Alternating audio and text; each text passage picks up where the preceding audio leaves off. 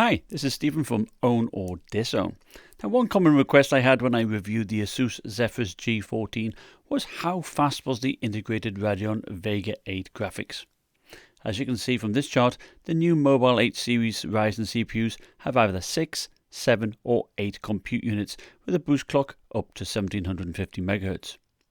In this video I compare it against the Intel Iris Plus graphics in the HP Spectre 360 13T that has the Ice Lake i7 1065 G7 CPU. Now the integrated GPU has a base clock of 300 MHz and a max boost of 1100 MHz.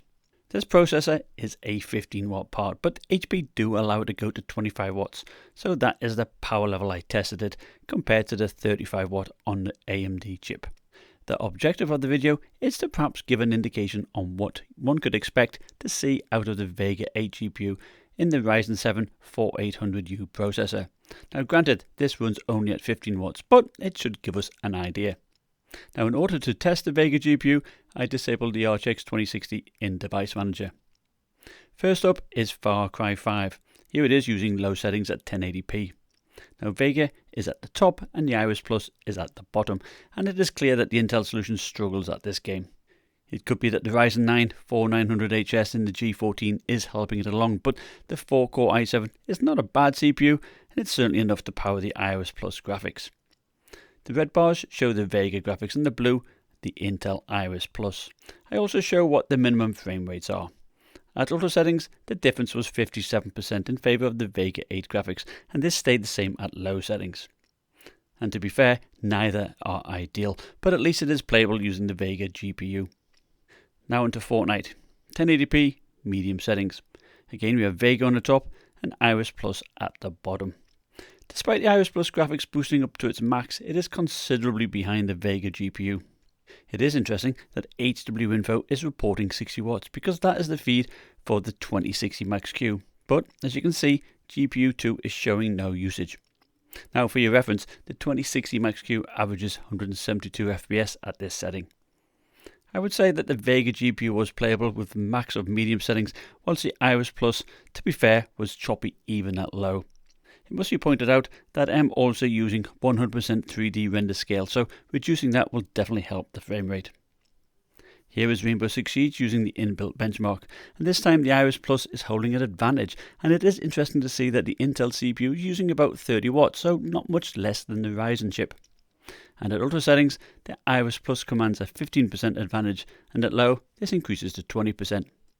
Either way, I think the max quality setting I would be comfortable with is low, unless you reduce the render scale percentage.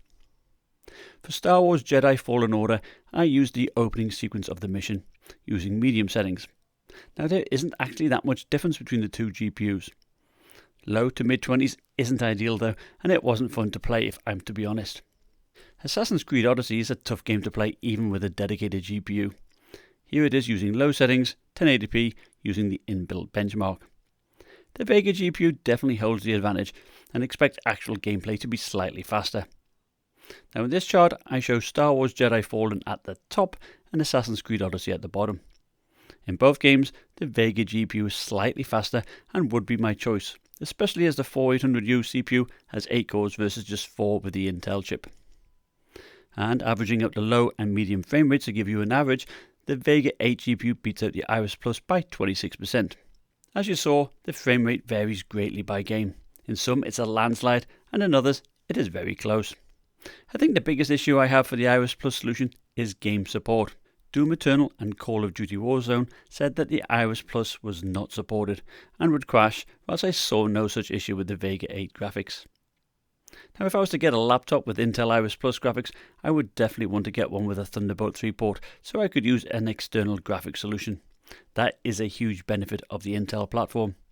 Otherwise, the Ryzen 4000U series processors do look pretty decent, especially as you get more cores and certainly can cope with many games at low to medium settings. If you found my video useful, consider subscribing for more videos, and I'd like to thank you for watching. Bye now.